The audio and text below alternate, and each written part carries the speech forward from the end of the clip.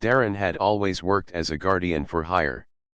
He was a tall and quiet man with steady eyes and calm hands. Many people thought he was simple, because he spoke little and did not like to boast. Yet in every job he had taken, he never failed. He protected merchants on long star routes, he kept noble families safe during ceremonies, and he had even guarded caravans moving across war-torn colonies. His reputation spread slowly, not through loud words, but through quiet respect. One day he was called to the capital of a grand star system. The message said that an ambassador needed him for a special duty. Darren traveled in his small ship, wondering what kind of task would wait for him. When he arrived, he was led through shining halls filled with banners of many colors. The air smelled of strange flowers from far worlds. He could feel the weight of many eyes on him, for humans were rare in this place. Most of the guards and servants were tall scaled beings or silent machines. Few trusted humans, and fewer gave them honorable tasks. At last, Darren was brought before the ambassador. The man was old, with gray hair and tired eyes. Yet he stood with dignity, wearing robes of silver thread. By his side stood two young women who looked nearly the same. They were the twin daughters of the ambassador. One had a softer expression and lowered her gaze when others looked at her. The other stood firm, her eyes bright with curiosity. The ambassador spoke first. His voice was calm but heavy with concern. "Guardian Darren, I have called you because I need someone I can trust. My daughters, Lyra and Nira, are in danger. Many factions in the city seek to harm them to strike at me. I cannot trust local guards, for many may already be bought with coins or promises. That is why I have asked for a human. You are known for loyalty. Will you protect them?" Darren bowed his head slightly. "If I take the task, I will not fail. That is my oath." The ambassador nodded, relief softening his stern face. "Then the duty is yours. From this day, you will walk with them, guard their sleep, and watch their steps. Their safety is your charge." The twins exchanged glances. Lyra, the quiet one, whispered, "Father, can one man truly keep us safe?" Her voice trembled like a small bird. Before the ambassador could answer, Nira, the bolder sister, stepped forward. She looked Darren up and down, not rudely, but with sharp eyes. "He is human," she said, almost testing the word. "Most here think humans are weak. Can he truly protect us?" Darren met her gaze calmly. "You will see, Lady Nira. My strength is not in size, but in my will. Those who wish you harm will not pass while I still stand." For a moment the hall was silent. Then the ambassador let out a slow breath. "That is enough. The choice is made." From that day, Darren began his duty. He followed the twins through the shining halls of the capital, through gardens of crystal trees and along markets filled with alien merchants. He did not speak much, but he watched carefully. His eyes missed nothing.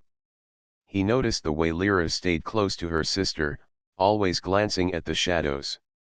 He noticed how Nira enjoyed speaking to strangers but never let her guard fully down. He also noticed the way certain figures lingered too long near them, or how messages arrived at the house with strange marks.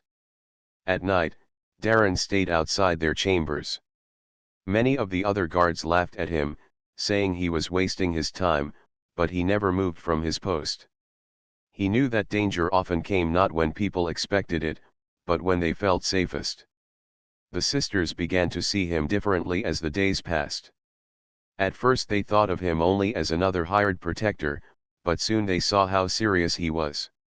When Lyra dropped a small book in the market, Darren picked it up before anyone else even noticed.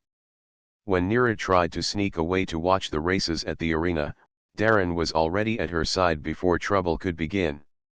It was not only his speed or strength that surprised them. It was his patience. He never grew angry when they tested him, never raised his voice when they questioned him. He simply stood like a shield, calm and unshaken.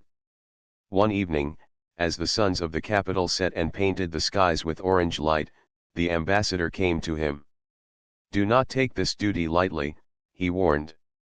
"There are whispers of plots greater than you can see. My daughters are targets, and enemies grow bolder each day." Darren placed his hand over his chest.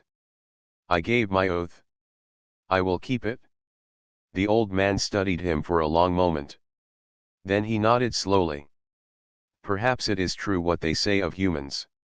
You may not be the strongest, nor the fastest, but once you give your word, nothing can turn you from it. If that is so, then maybe my daughters are safer with you than with 100 guards." As night fell, Darren stood once more outside the sisters' door, silent and watchful. He did not yet know how deeply this duty would change his life. He only knew that his path was now tied to Lyra and Nira, and whatever dangers waited in the shadows, he would meet them without fear. Darren's days as guardian quickly turned into weeks. He learned the daily rhythm of the house, the steps of the sisters, and the many dangers that lingered in the capital. Though the halls of the ambassador's home looked peaceful, the city outside was filled with spies, rivals, and strangers with hidden motives. Lyra and Nira were often together, but their natures pulled them in different directions. Lyra enjoyed quiet walks in the gardens, listening to the soft music of water fountains and the hum of winged insects. She carried books with her, filled with tales of faraway stars and stories of old heroes. Nira, in contrast, was drawn to noise and movement. She liked the busy markets where merchants shouted prices, where strange foods were cooked on hot stones, and where crowds moved like rivers. For Darren, this difference meant his task was never simple. In one moment he walked slowly behind Lyra through silent paths, and in the next he hurried after Nira as she rushed to see some new thing. He never complained, though the work was tiring. His eyes stayed sharp and his hand always rested near the weapon on his belt. At first, the sisters did not speak much to him. Lyra gave soft thanks when he helped her, while Nira tested him with sharp questions. "Why do you humans guard others?" she asked one afternoon in the marketplace. "Is it for honor, or only for coin?" Darren did not answer at once. He looked at the crowd, watching shadows move between stalls. Then he replied, "Coin is needed, but honor is greater. Without honor, coin means nothing. A guardian without honor is only a sword for sale. I do not sell my word." Nira studied him for a moment, then gave a small smile. Strange words, but maybe true. Later that same day, trouble came. A group of masked figures pushed through the market, pretending to be simple traders. But Darren saw the way their eyes followed the sisters, the way their steps stayed too close. His hand moved to his weapon, and his body shifted slightly, placing himself between the strangers and the sisters. "Stay close," he whispered to them. The strangers moved quickly, as if to surround them. Before they could strike, Darren acted. With a swift push, he guided the sisters behind him. Then his arm moved, blocking the first attacker's strike. The clash of metal rang out, startling the market crowd. People shouted and ran in every direction. Darren fought with calm precision. His strikes were not wild but measured. He blocked one blade, then pushed his elbow into another attacker's chest, sending the figure stumbling back. The sisters watched with wide eyes as he forced the masked group to retreat. In moments, the attackers melted into the fleeing crowd, unwilling to continue the fight. When silence returned, Lyra clutched her sister's arm. "They wanted us," she whispered. Her face was pale, but her voice carried fear more for her sister than for herself. Nira frowned. "They will try again." Then she looked at Darren. "You fought like a storm, but you did not chase them. Why?" Darren's reply was simple. "My duty is you, not them. If I left your side, I would fail. To protect is not to chase. It is to stand." The sisters said nothing more, but their eyes softened. That night, they invited Darren to share a meal with them. It was a simple meal of fruits and breads, but it felt different from the silent dinners before. They asked him about his life, and though he spoke little, he told them of the long roads he had guarded, the empty moons he had crossed, and the people he had seen. Lyra listened closely, her eyes full of wonder. "You have seen so much," she said quietly. "Yet you speak as if it is nothing." Darren shook his head. "The road belongs to all. I only walked it." Nero laughed at that. "You speak like an old teacher, not a warrior." For the first time, Darren allowed a faint smile. Perhaps both are needed. From then on, something began to change. The sisters no longer saw him only as a hired guardian. Lyra began to ask his thoughts on the stories she read. Nero sometimes challenged him with games of strategy, testing his mind as much as his skill. They grew more at ease in his presence, and he, though still silent, felt the bond forming. Yet the danger did not fade. Strange messages still arrived at the house. Servants whispered of plots. The ambassador grew more cautious with every passing day. And Darren knew the attack in the marketplace was only the beginning. One night, as stars glimmered above the capital, Lyra approached him while he stood watch outside their chamber. She held her book close to her chest and spoke softly. "Do you ever grow weary of standing guard, Darren?" He looked at her, then at the dark halls. "Weary is not the word. It is the path I chose. To protect is my way." She gave a small nod, her eyes filled with both sadness and respect. "Then I hope your path will not be too heavy, for ours now walks with yours." As she returned to her room, Darren remained still. The bond was fragile, yet it was growing. What began as duty was slowly becoming something deeper, though none of them yet understood where it would lead. The capital city glittered with light, but beneath the brightness, shadows stretched long. Every hall of the ambassador's house whispered with hidden danger. Servants moved with care, afraid of listening ears. Guards stood tall, yet many of them were bought with coin or promise. Darren knew the enemy was close, but unseen. The ambassador's duties often required him to attend gatherings in the royal court. These events were filled with nobles from many worlds, each wearing bright robes, jeweled masks, or armor polished like mirrors. The court was a place of words sharper than blades, where one wrong step could mean the fall of an entire family. One evening, the ambassador called Darren into his chamber. His face was lined with worry. "Tomorrow I must attend a great gathering in the court," he said. "My daughters will stand at my side. I fear it is the perfect place for my enemies to strike. I need you to be more than a guard. I need you to be their shield in every breath." Darren bowed his head.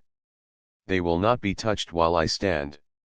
The next day, the court blazed with music and light. Hundreds of nobles filled the great hall, speaking in many tongues.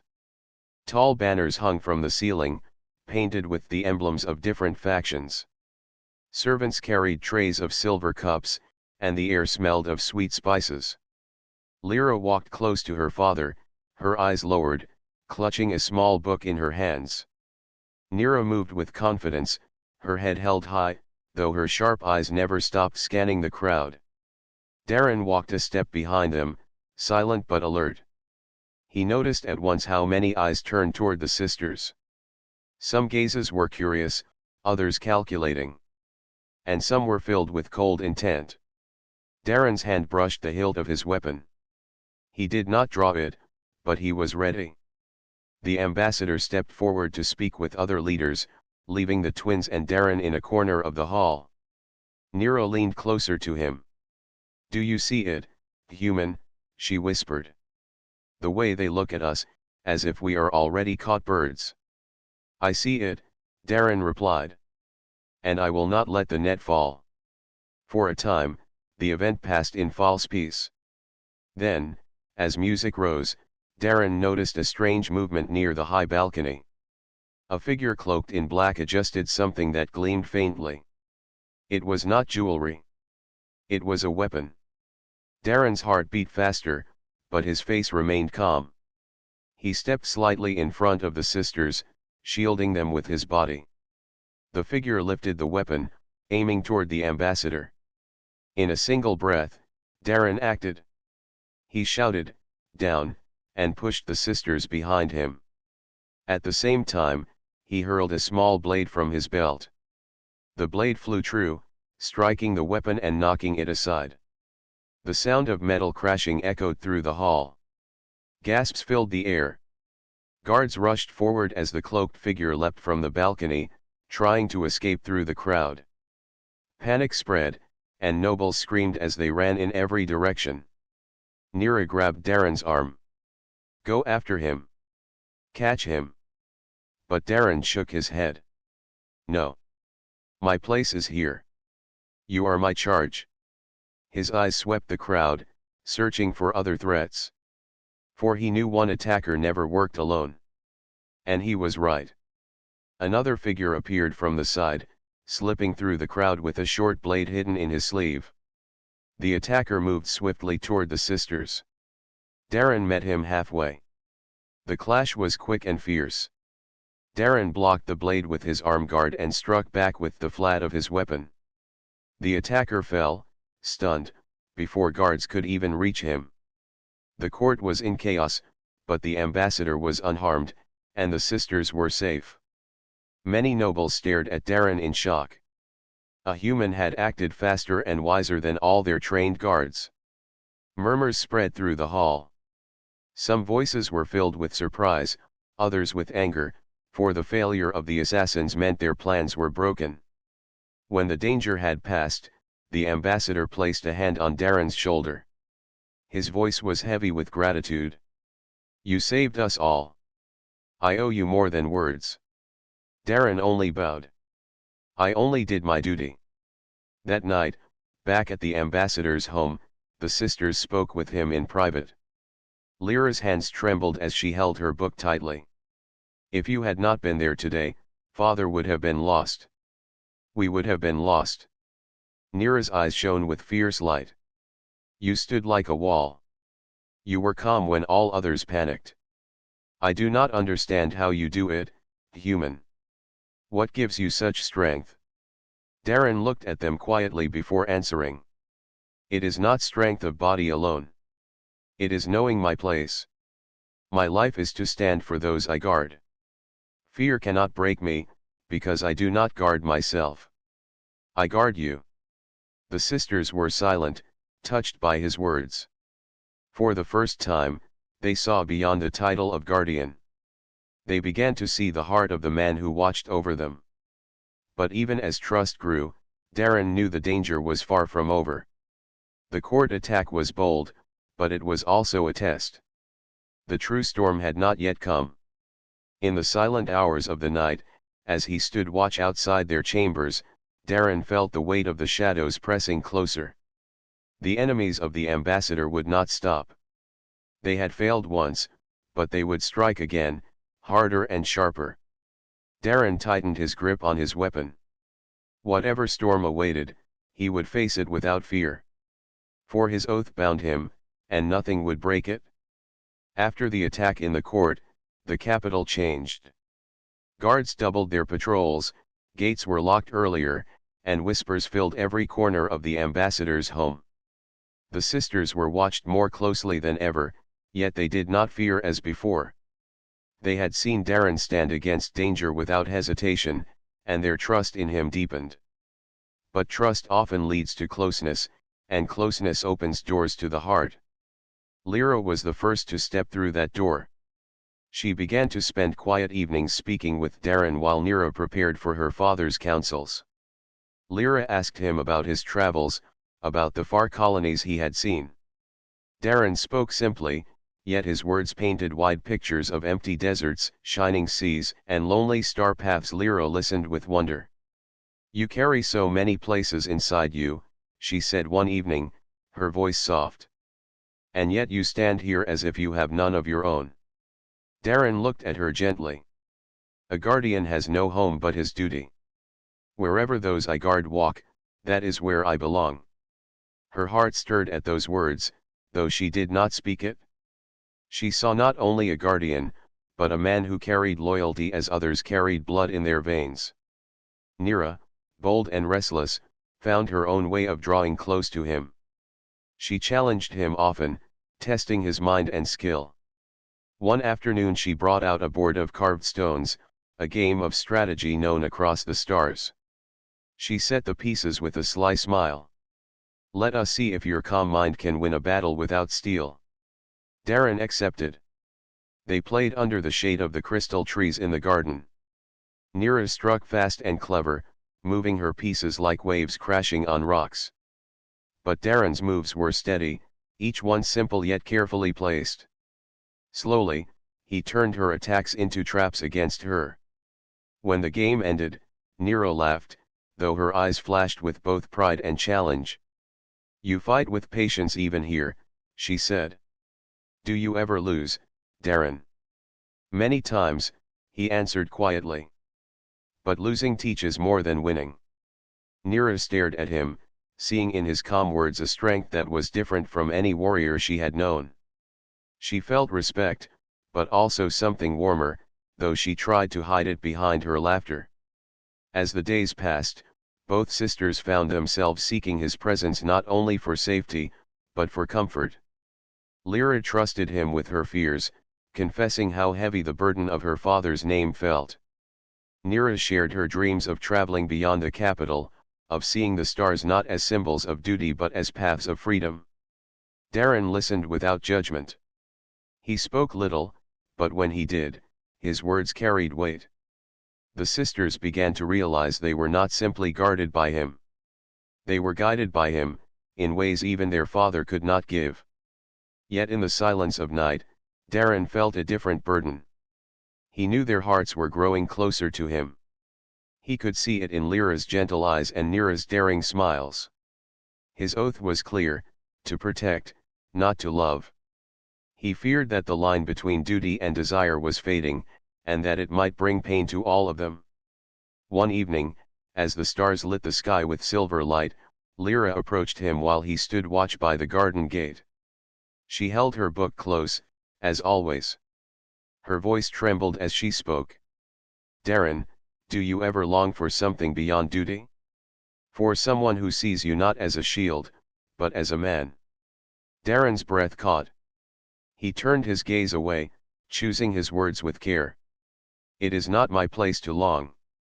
If I think of myself, I may fail those I guard. That cannot happen." Her eyes filled with quiet sadness, yet also respect. She bowed her head and returned inside, leaving Darren with thoughts heavier than any weapon.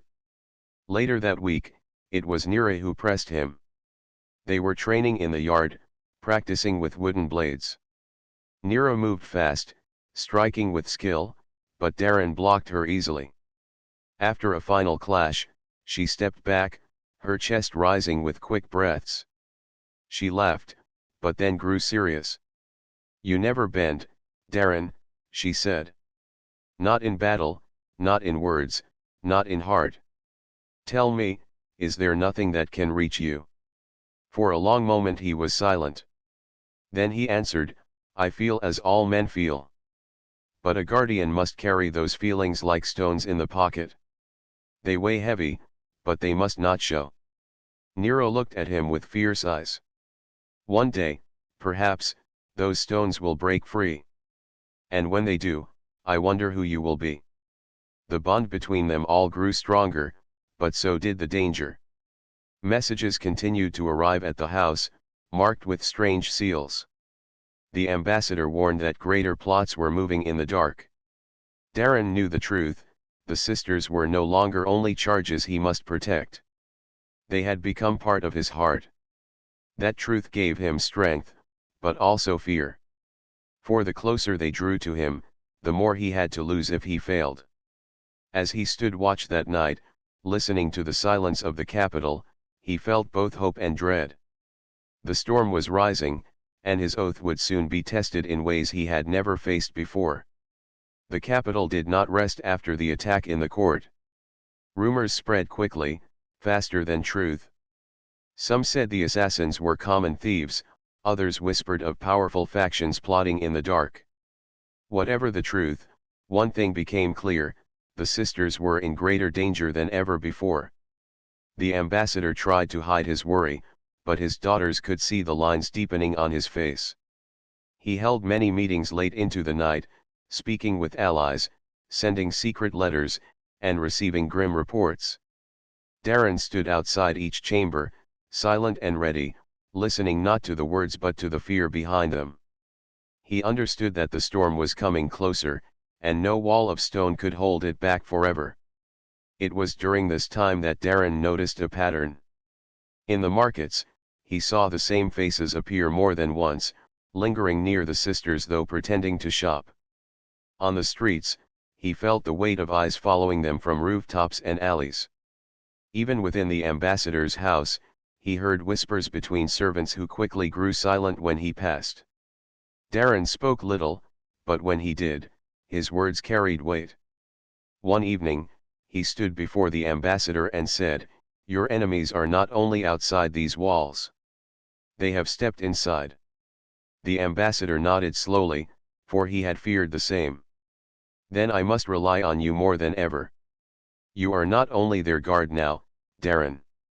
You are their shield against a storm that may strike from any direction." Days later, the storm came. It began in the quiet of dawn. Darren stood watch in the courtyard as the first light touched the city. Then he heard it, a sound too soft for most ears, but clear to him. The click of a gate, the rustle of cloth where none should be. He turned at once and saw shadows slipping into the house. He called out sharply, and the silence broke into chaos. Armed figures poured through the gates, their faces hidden, their weapons shining in the pale light. Servants screamed and fled. Guards rushed to fight, but many fell quickly or stepped aside, betraying their true loyalty. Darren moved like a storm. He guided the sisters toward safety, his voice calm though the air was filled with shouts and steel. "Stay behind me," he said. "Do not run, do not fear. While I stand, no blade will touch you." The attackers came fast, but Darren was faster. His blade flashed in the dim light, striking true, blocking every blow meant for the sisters. He fought not with wild rage, but with steady precision, each move meant to protect, not to destroy. Where he could, he struck to disable rather than kill, but when no other choice remained, he fought with final force. Lyra clutched her book tightly, her hands trembling as she watched him. Nira stood near her sister, her eyes fierce but wide with shock. Neither had ever seen battle so close, nor a man fight with such unshaken will. The clash filled the halls until finally, the attackers began to retreat. Some fled through broken doors, others lay silent on the ground. But even in retreat, one figure slipped through the smoke, aiming a hidden blade at Lyra's heart. Darren saw it in an instant. With no time to think, he stepped between them, the blade striking his arm instead. Pain shot through him, but he did not falter. He turned, disarmed the attacker with a swift strike, and stood tall once more. When the last shadow had gone, silence fell heavy on the house. The sisters rushed to him. Blood ran from his arm, but his face remained calm. "You are hurt," Lyra whispered, her voice breaking. "It is nothing," Darren replied. "The wound is mine, not yours." "That is enough." Nira's eyes burned with anger. "They will not stop. They will come again. We cannot hide forever." Her words struck deep, for they carried truth. The sisters looked at him, waiting for an answer. Darren knew this was not only about guarding anymore. The time had come to choose a path. "We will not wait for them to strike again," he said firmly. "We will turn their eyes. We will make them fear, not us fear them. Humanity is called weak by many in the city, but today we show them the strength of our will. We do not break. We rise." The sisters listened, their hearts steadying at his words. They saw in him more than a guardian now. They saw a leader, a man whose courage could turn despair into hope. That night, while healers tended to his wound, Darren sat with the sisters in the quiet of the garden. The stars shone above, silent witnesses to their vow. Lyra spoke softly. "You carry pain for us, yet you speak as if it is nothing. Why, Darren?" He looked at her, then at Nira, whose eyes waited for his answer. "Because that is what it means to be human. We carry burdens, but we do not let them break us. We choose to protect, even when the cost is heavy. That is our strength."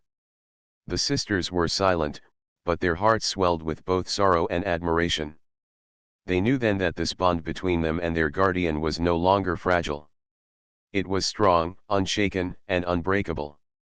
The storm was still coming, but now they faced it not with fear, but with hope. The attack on the ambassador's house had shaken the city. News spread quickly. Some whispered that the attackers had been destroyed by strange luck. Others said the ambassador had called on hidden allies. But those who had seen the fight with their own eyes knew the truth: it was the human guardian who had stood like a wall against the storm. For the sisters, that day changed everything.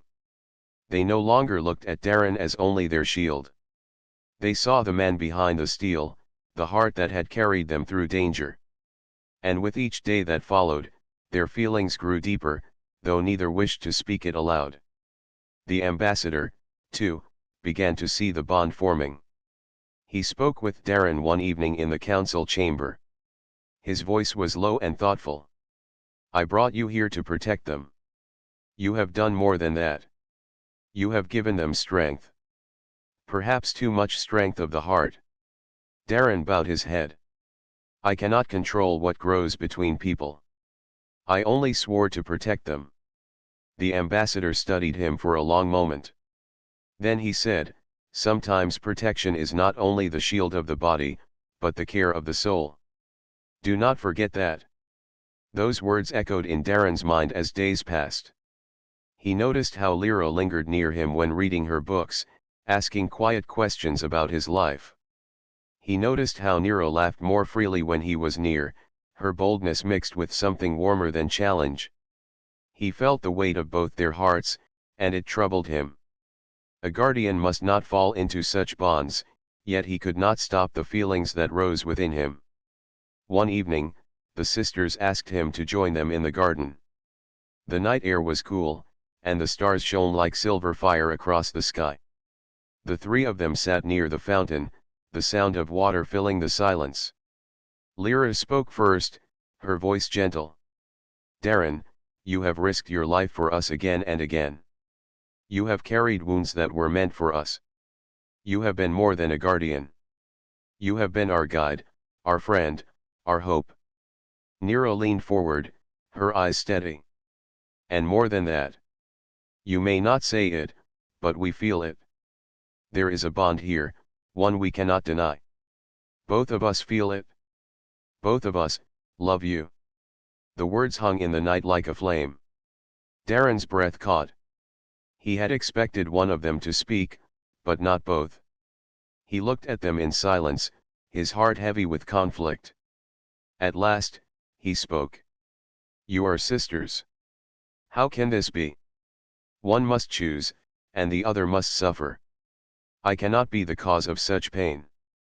But Lyra shook her head, her eyes shining with quiet strength. "We have already chosen. We choose together. We will not be divided." Nira's voice was firm. "In our people's law, it is rare but not forbidden. Bonds of the heart may unite more than two. What matters is truth, not tradition. And our truth is this: we both love you, and we will not walk this path apart." Darren's hands tightened at his sides. "I am only a human guardian. I came here for coin, not for this. How can I stand worthy of such a choice?" Lyra reached out, placing her hand gently on his wounded arm. "You are worthy not because of coin or name. You are worthy because you gave everything when you had nothing to gain. You are worthy because you stood when all others fled. That is what makes you human, and that is why we love you." For the first time in many years, Darren felt his calm heart tremble. He had faced blades and storms without fear, yet these simple words shook him more deeply than any battle. The garden fell into silence. The stars seemed to listen. Darren closed his eyes, and when he opened them again, he spoke with a voice steady but full of emotion. "If this is truly your choice, then I will not turn away. I have lived my life as a shield, but perhaps now I can also be more. I will walk with you both, not as your guardian alone, but as your partner in all things." The sisters smiled, their hearts full. For them, it was not a victory of possession, but a union of trust and love. At that moment, the ambassador entered the garden. He had heard enough to know what had been said. His face was unreadable at first, but then he sighed deeply. "If this is truly your path, then so be it. I will not stand in the way of the bond that has saved us more than once. Perhaps the galaxy itself needs to see such unity." The three of them bowed their heads in respect. The choice had been made, and though many would question it, none could deny the truth of what they felt. That night, as Darren stood once more at his post, he no longer felt only the weight of duty. He felt the strength of love, shared and unbroken. And he knew that whatever storms still waited in the dark, he would face them not alone, but with the sisters at his side. The days after the garden vow were not easy. The decision of the sisters and Darren spread quickly through the capital. Some spoke with shock, others with anger, and some with admiration. A human, once seen as only a hired guardian, now stood at the side of the ambassador's daughters, bound not only by duty but by love. Many nobles whispered in secret halls. Some claimed the sisters had shamed their house. Others argued that Darren had bewitched them with strange human ways. But there were also voices that rose in defense, voices that said this union was not weakness but strength. The debate spread across the court like fire in dry grass. Through it all, Darren remained calm. He had walked through storms of steel, and now he walked through storms of words. Each time someone questioned him, he stood silent, his steady eyes giving no ground. He knew the truth of his bond with Lyra and Nira, and truth needed no defense beyond living it.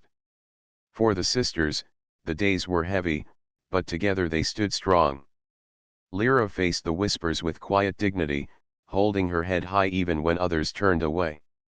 Nira answered challenges with sharp words, never letting anyone belittle their choice.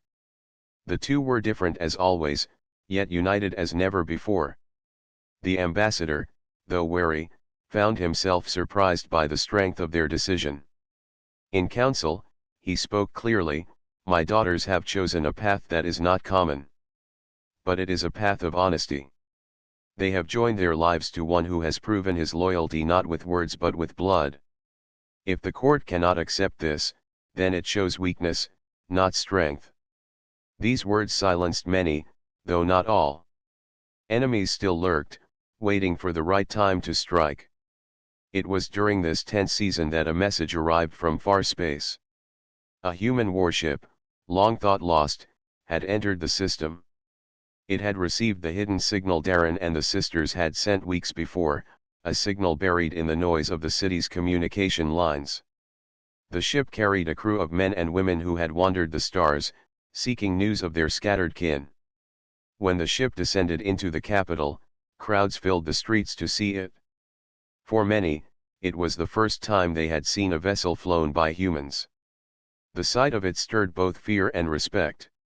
Out of its gates stepped the crew, dressed not in jewels or armor, but in simple suits marked by long journeys. Their leader, an older woman with clear eyes, spoke before the court.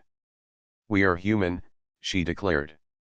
"We have no empire, no throne, but we carry something greater. We carry loyalty, we carry love, we carry the strength to stand when all else falls. And today, we see proof of that strength in this man, Darren, and in those who have chosen to walk with him." Her words struck deep. Even the most doubtful nobles could not ignore the sight, a people small in number, yet vast in spirit. From that day, the union of Darren, Lyra, and Nero became more than a private choice. It became a symbol. To some, it was strange, even foolish. But to many, it was hope. It showed that bonds could cross walls of blood and tradition. It showed that humanity, though called weak, carried something no other could match, the will to stand for one another, even when the world turned against them. In time, the storms of anger faded. The enemies who had tried to strike were revealed and broken. The ambassador's house, once in danger of collapse, rose stronger than before. And at its heart stood the guardian who had come for coin but stayed for love. Years later, when travelers spoke of the capital, they did not only speak of its towers or its courts. They spoke of the twin sisters who chose together, and of the human who became more than a shield. They spoke of the union that had once shocked the city but later inspired it. In the quiet of their home, far from the noise of the court, Darren, Lyra, and Nero found peace. Lyra still read her books under the crystal trees, often resting her head against Darren's arm as he listened in silence. Nero still laughed boldly, still challenged Darren in games of mind and skill, yet now with joy rather than restless defiance. And Darren, once a wanderer without a home, found that he no longer stood only as a shield. He stood as a husband, as a partner, as a man who had found where he truly belonged. When he looked back on his path, he saw danger, blood, and countless storms. But he also saw how those storms had led him here, to a bond that no blade could cut. For in the end, it was not strength of body that had shaped his fate. It was the strength of the heart, the strength of being human. And so their story became not just their own, but a story carried across the stars, a story whispered in halls and sung in distant colonies. A story of love, of unity, and of humanity's unbroken spirit.